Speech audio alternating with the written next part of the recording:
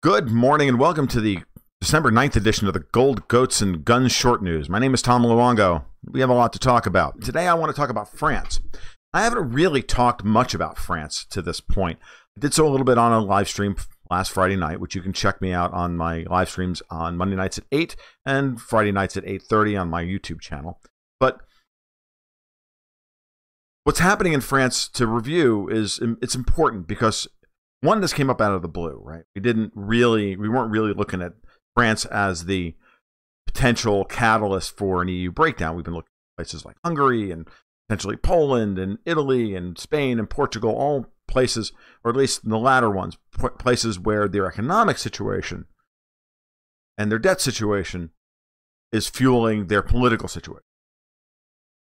Well, the dirty little secret of Europe is that France is in just as bad fiscal shape as Italy and everybody else is. By the way, so is Germany. But since Germany runs a current account and trade surplus, they're able to paper over a lot of that by internally hollowing out all of the EU and rolling up the wealth of the continent to Germany, which is what the EU is really all about. And France has been a willing partner in this because France is run by a globalist elite in the same way that so is Germany and the UK and the United States. So they're all effectively at the top, the political top. They're all in cahoots with one. And so what started as a protest on a tax on diesel fuel per global warming, EU global warming initiative has morphed into something much, much, much deeper and much darker. This is a complete refutation at a certain level of the globalist mindset. Now, that's not like the French are giving up their inherent leftism, because they're really not, because even their quote unquote right-wing parties, or in the case of Marine Le Pen, supposedly far right-wing parties, they're still very much leftist, at least from this libertarian perspective. But this is not to say that they have looked at and seen the limits of what they know in their hearts, the French middle class that is, can afford, and what they're willing to put up with, especially when it comes to the lies and not as to why they're supposed to suffer these wealth degrading policies. So yesterday, on December 8th, the Saturday, we saw over 136,000 people take to the streets as Act 4 of these protests took place. I expect there to be an Act 5, possibly, certainly an Act 6 or Act 7, because at this point, French President Emmanuel Macron's approval rating is dropping in ways that only like Enron and Lehman Brothers can relate to. I mean, it's just 3 weeks ago, he was in the high 20s. Last week, he was at 26%. Today, he's at 18%. Okay. And there is a wave of populism that we've been charting here at Gold, Goats, and Guns, and I've been charting for 4 or 5 years now across Europe, starting well before even Brexit. You could see it in the Greek debt talks, what led to the Greek debt talks of 2015. You could see it even earlier than that in the first wave of the European sovereign debt crisis, which blew out in 2011 and has been postponed since then through coordinated central bank policy. But we're reaching the end of that coordinated central bank policy's efficacy, right? And this is part of the problem, because they didn't in quote unquote saving the world back in 2009 and then eventually 2011. They didn't solve anything. They didn't solve the underlying problems that created the kinds of debt levels that are toxic. They didn't solve anything. They just papered them over and pushed them out in time. Well, that time is here.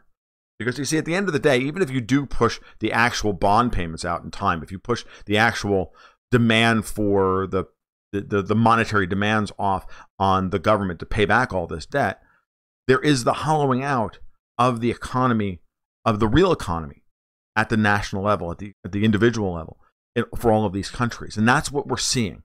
So kicking the can down the road at the political level, or at the financial level, eventually trickles down to political unrest, as more and more and more of the national wealth has to go to pay for the debt.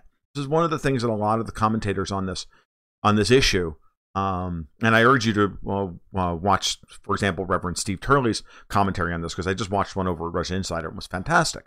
But he's not really he's talking about things from a spiritual level and whatnot, and that's his gig and it's his bailiwick, and I absolutely applaud him for that.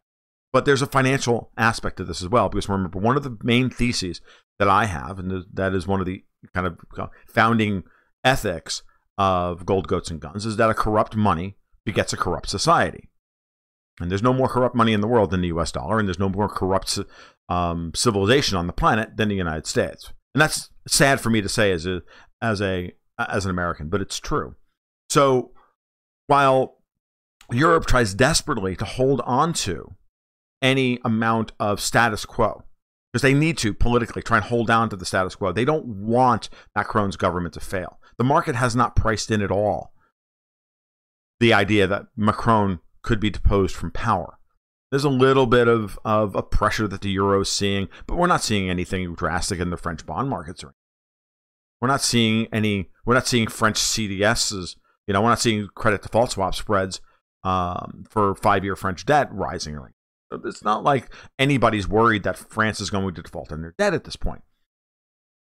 But note the news. Well, go look at Zero Hedge. Go look at what's happening. Go look at the mainstream media, as Reverend Turley pointed out. They're all beginning to wonder about what the real effects of this are going to be, and they're already starting to show up, right? We're seeing business closures. We're seeing massive property damage, right? These are all things that have to be paid for, and the French are already massively in debt. They're already running an EU budget deficit that flaunts the rules, which the Italians, by the way, consistently point out to the Germans, that why are you treating us over our budget proposal so harshly when there's France sitting right there violating those same rules? Question. It's a fair question. And that's why Matteo Salvini's Lega is now commanding as much as 36 to even probably as high as 38% in the polls in Italy. It's why Viktor Orban won a supermajority in Hungary. It's why even Andrzej Duda's Law and Justice Party in Poland is as strong as it is. It's why we have Sebastian Kurz installed as prime minister in Austria. Why the Czech Republic has rejected globalism, and we're seeing it in countless elections across Europe. We're even seeing it beginning to pop up in Spain. We're seeing a rejection of the UN migration accord by the Belgian center-right government, which could take that center-right party, which could take that coalition government down. Okay, all of these things are happening all at the same time, and they're all part of the same milieu. They're all part of the same trend, which everybody in the political elite in Europe are fighting tooth and nail. Theresa May is fighting Brexit.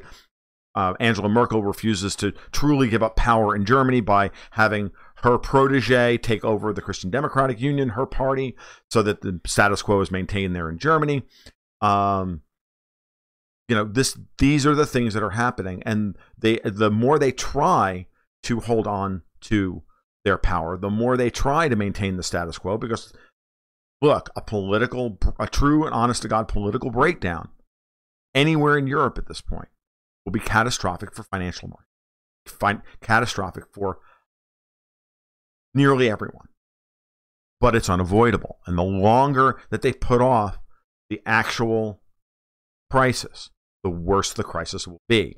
That's the problem. This is why back in 2011 we were screaming, don't kick the can. Allow Italy to leave the EU. Allow Berlusconi to take Italy out of the EU. Let them, let's default on the debt. Let's let them out of the euro. Create some two-tiered system or whatever so they can devalue the debt and move on. Same thing with Greece in 2015. And every time the banks said no. Banks that stand behind the politicians said no, because they still believe that they could enforce this order that would eventually create the kind of centralization of power that Macron has been championing openly over the last month, which in itself guaranteed all of his statements in early November, before this tax was due to come into effect. All of those things were incredibly insulting to the French people, who more than a third of, remember, voted for Marine Le Pen not a year ago.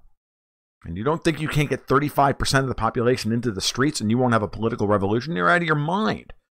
But then again, Emmanuel Macron is an inexperienced boy. Same thing that's happening in Saudi Arabia.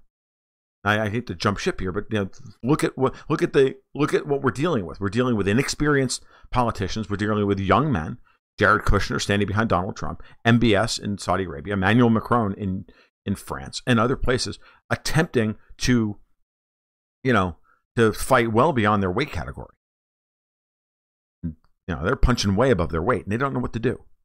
And now they're standing here like deer caught in headlights, and the world is shifting around them. And it's their lack of experience, and it's their naivete, and their inherent ruthlessness and lack of moral center that will doom us all. This has been the Gold Goats and Guns short news for Sunday, December 9th. If you liked what you heard today, please give a like and subscribe down below. That would be fantastic. I'd really appreciate it. You can also, if you have subscribed, click the little bell for notifications so that you can find out when I go live, which is Monday nights at 8 and Friday nights at 8:30, plus or minus 5 minutes, because, it's just me over. And you can follow my work over at tomluongo.me, and you can also support my work over at patreon.com/goldgoatsandguns. This has been the Gold Goats and Guns short news. You guys have a great Sunday afternoon. Be well and keep your stick on the ice.